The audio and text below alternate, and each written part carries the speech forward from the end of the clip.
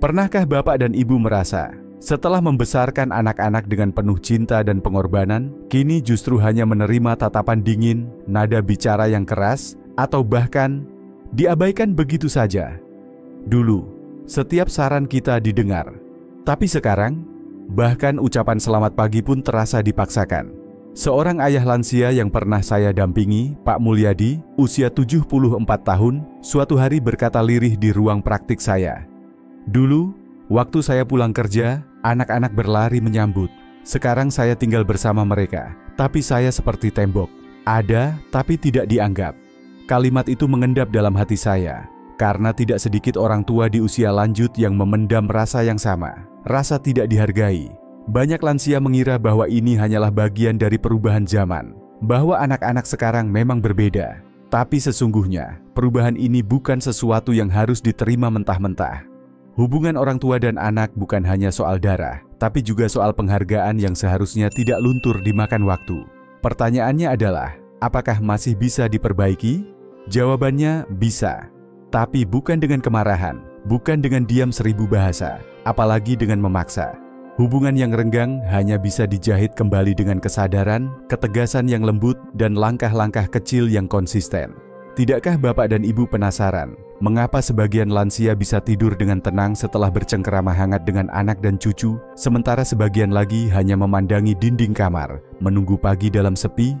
Hari ini saya ingin mengajak Bapak dan Ibu memahami 6 cara yang lembut, namun penuh kekuatan untuk mengembalikan rasa hormat dari anak-anak. Bukan agar kita disembah, tapi agar suara kita kembali berarti. Karena di usia ini, yang kita butuhkan bukan hanya obat dan tempat tinggal, tapi juga rasa dihormati, didengar, dan diakui sebagai pribadi yang tetap layak dimuliakan. Mari kita mulai, selangkah demi selangkah. Sebelum kita akhiri, mari kita ingat kembali secara singkat langkah-langkah yang telah kita pelajari bersama hari ini. Pertama, memahami akar masalah yang membuat anak mulai kehilangan rasa hormat. Kedua, menegaskan kembali peran orang tua tanpa bersikap memaksa. Ketiga, membangun komunikasi yang lembut dan setara. Keempat, menjadi contoh nyata dalam sikap sehari-hari. Kelima, menetapkan batasan dengan cinta yang tegas. Keenam, bersandar pada doa dan kesabaran yang tulus. Langkah-langkah kecil ini, jika dilakukan dengan hati yang tenang dan niat yang tulus, akan perlahan menumbuhkan kembali kehangatan dan rasa hormat di dalam keluarga. Bapak dan Ibu yang saya hormati, sebelum kita berbicara soal bagaimana memulihkan kembali rasa hormat dari anak-anak, ada satu hal yang perlu kita pahami lebih dulu. Mengapa rasa hormat itu bisa memudar? Apakah karena anak-anak sekarang lebih keras kepala? Ataukah karena orang tua terlalu banyak memberi? Saya ingin mengajak Bapak dan Ibu merenung sejenak. Di masa muda kita dulu, hubungan orang tua dan anak terasa sangat jelas. Yang tua dihormati, yang muda mendengarkan. Tapi sekarang, dalam banyak keluarga, batas itu menjadi kabur. Anak merasa punya lebih banyak pilihan, akses informasi yang luas, bahkan kadang merasa lebih pintar dari orang tuanya sendiri.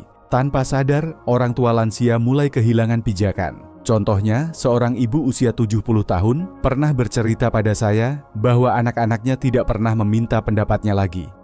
"Dok, mereka sibuk sendiri. Kalau saya bicara, malah dianggap ikut campur." Yang lebih menyakitkan, ketika ibu itu memberikan nasihat, anaknya berkata, "Sekarang beda, Bu. Ibu nggak usah terlalu banyak ikut-ikut." Kalimat yang meremukkan hati, meskipun diucapkan dengan nada ringan. Masalahnya bukan hanya pada anak, tapi juga pada pola komunikasi kita. Banyak orang tua terbiasa menyesuaikan diri, takut menyusahkan anak, dan terlalu cepat mengalah.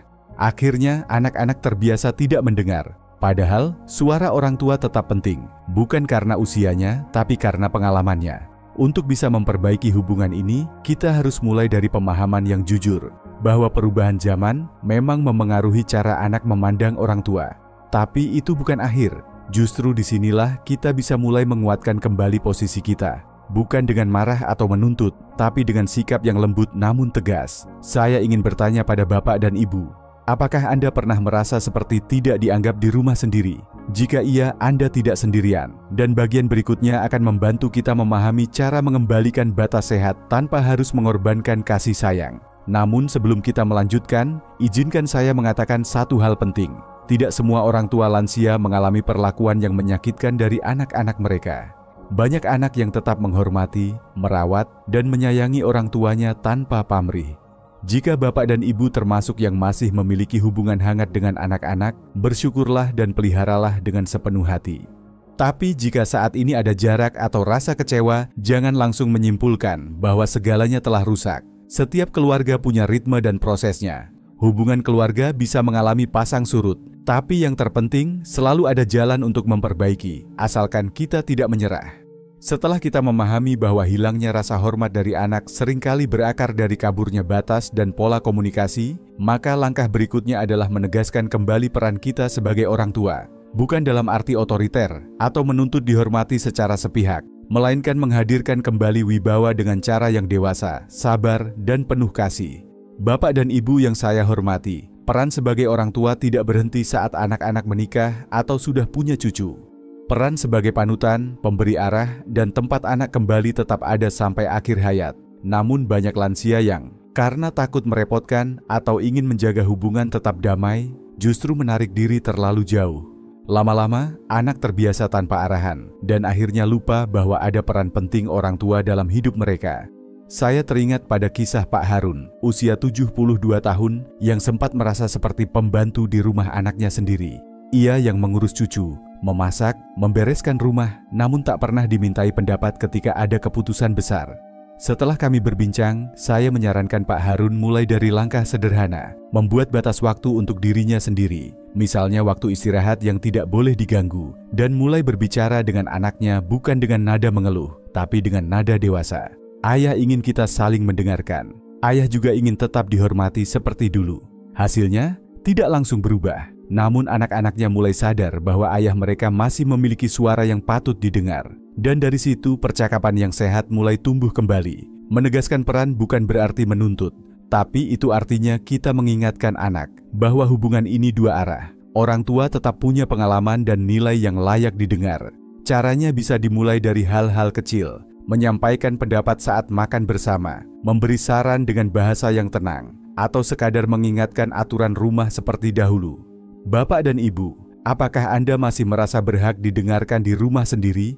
Jika Bapak dan Ibu merasa canggung untuk mulai menegaskan peran, jangan khawatir. Setiap langkah kecil adalah tanda bahwa Anda masih memiliki tempat penting dalam hati anak-anak.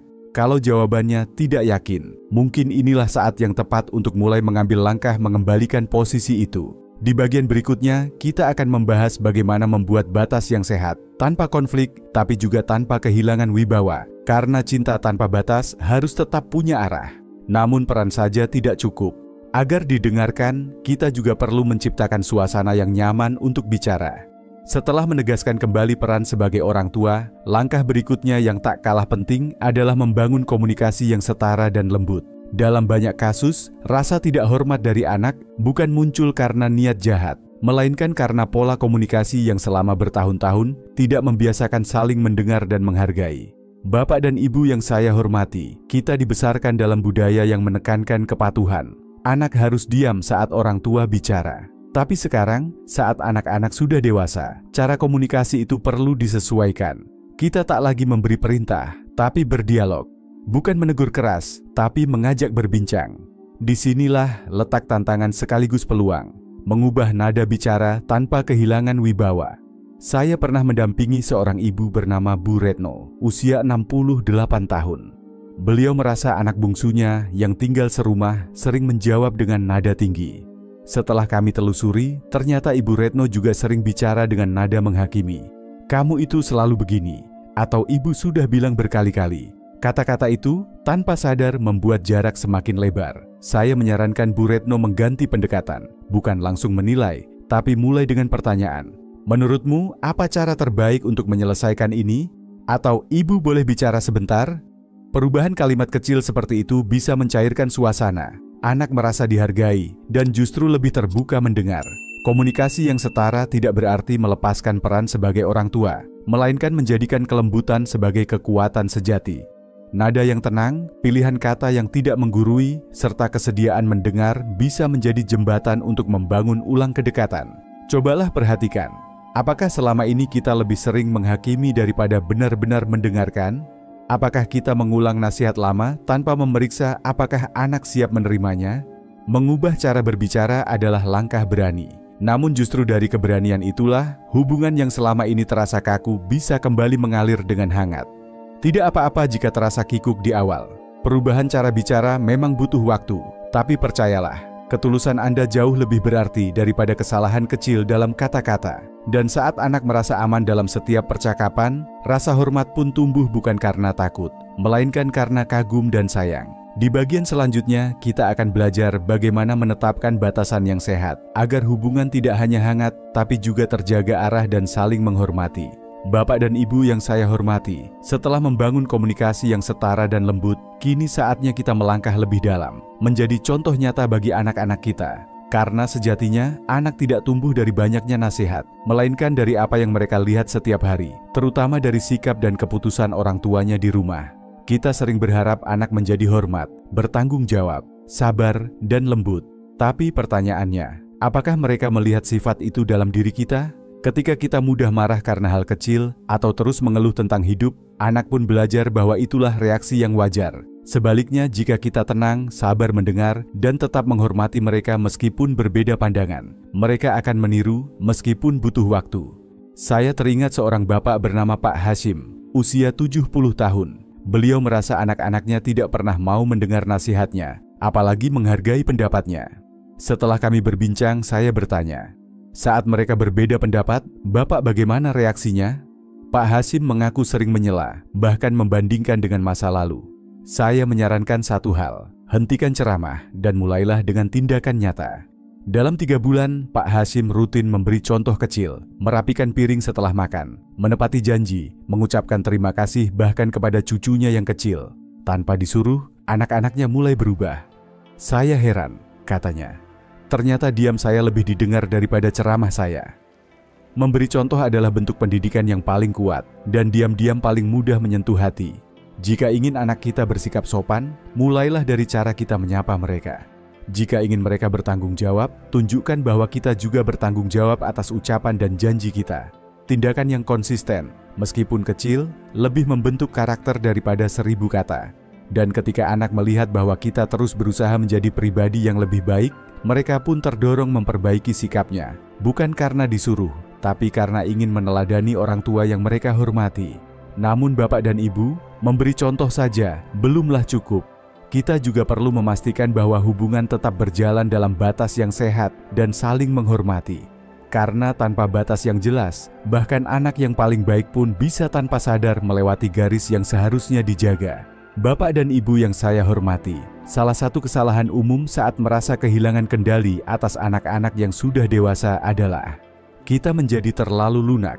Kita takut anak merasa tersinggung, takut mereka menjauh, takut dituduh sebagai orang tua kolot. Namun justru karena rasa takut itulah, banyak orang tua tanpa sadar membiarkan anak-anak melampaui batas, hingga akhirnya kehilangan otoritas yang seharusnya mereka miliki. Padahal menetapkan batasan bukan berarti menjadi keras, tapi menunjukkan cinta yang tegas. Cinta yang ingin anak tetap tahu mana yang boleh, mana yang tidak. Cinta yang mengajarkan bahwa kebebasan selalu datang bersama tanggung jawab. Dan cinta yang tetap berdiri teguh meski dibantah. Karena menyadari bahwa kebaikan jangka panjang jauh lebih penting daripada kesenangan sesaat.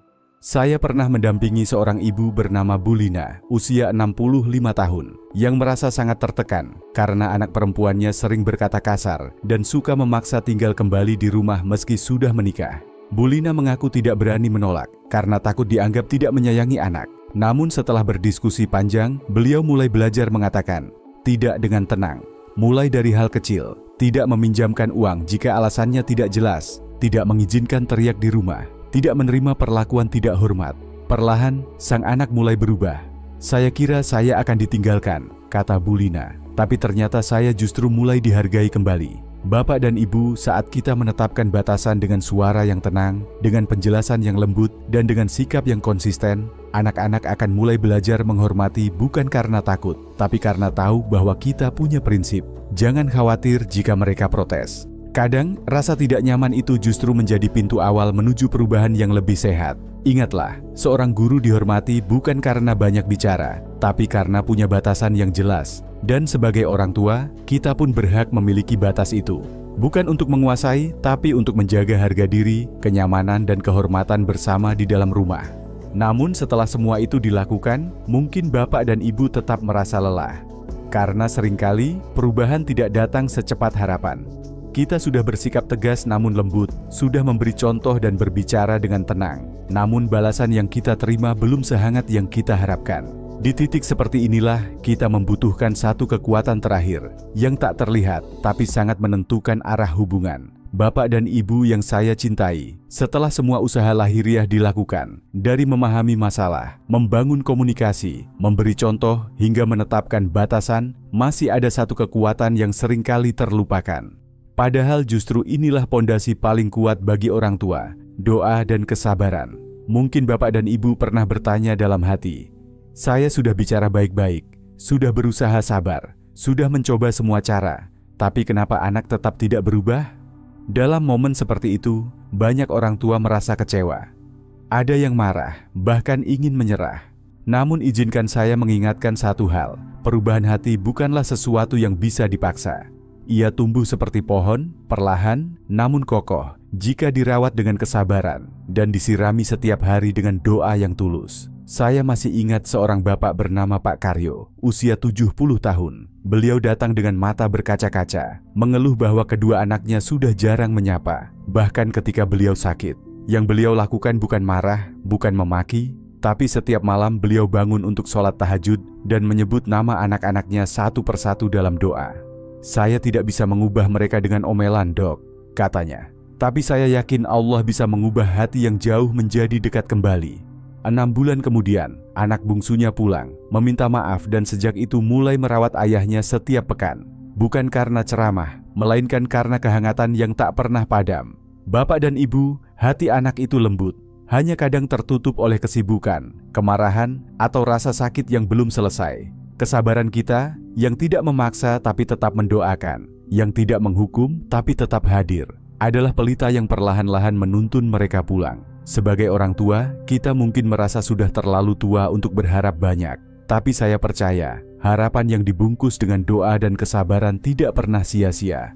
Kadang, bukan anak yang perlu diubah, melainkan suasana hati kita sendiri yang perlu dikuatkan lebih dulu. Jadi, ketika segalanya terasa buntu, jangan menyerah. Bersujudlah dalam keheningan malam. Doakan anak-anak kita dengan nama lengkapnya. Dan percayalah, suara hati orang tua yang tulus akan selalu sampai ke langit dan pada akhirnya sampai juga ke hati mereka. Bapak dan ibu yang saya hormati, kita telah menelusuri bersama 6 langkah untuk membangun kembali hubungan yang sehat dengan anak-anak kita. Mulai dari memahami akar masalah, menegaskan peran sebagai orang tua, membangun komunikasi yang lembut, memberi contoh nyata, menetapkan batasan dengan tenang, hingga bersandar pada kekuatan doa dan kesabaran. Semua ini bukanlah jalan pintas. Tidak ada satu kalimat ajaib yang bisa membuat anak langsung berubah atau kembali menghormati kita. Namun langkah-langkah kecil yang dilakukan dengan cinta, keyakinan, dan ketulusan, itulah yang perlahan membangun kembali jembatan hati yang mungkin telah lama retak. Saya ingin menegaskan, dihormati oleh anak bukan berarti harus selalu dituruti, melainkan diakui sebagai sosok yang tetap layak didengar dan dihargai. Dan untuk mencapai itu, kita tidak harus menjadi sempurna. Kita hanya perlu menjadi orang tua yang terus hadir, dengan hati yang terbuka, tutur kata yang bijak, dan keteguhan yang penuh kasih. Bapak dan ibu, tidak ada yang lebih sunyi daripada berada di tengah keluarga, namun merasa sendirian. Saya tahu betapa beratnya perasaan ketika kita merasa tak lagi dianggap. Tapi saya juga tahu, hubungan antara orang tua dan anak adalah ikatan yang paling kuat di dunia. Dan jika kita memulainya kembali hari ini, dengan niat yang baik dan langkah yang benar, tidak ada yang mustahil untuk diperbaiki. Saya mengajak bapak dan ibu untuk memilih satu langkah kecil hari ini. Mungkin mulai dari mengucapkan kalimat hangat pada anak, atau mungkin dengan hanya berdoa dalam diam. Apapun bentuknya, percayalah, perubahan itu akan datang, pelan-pelan, namun pasti.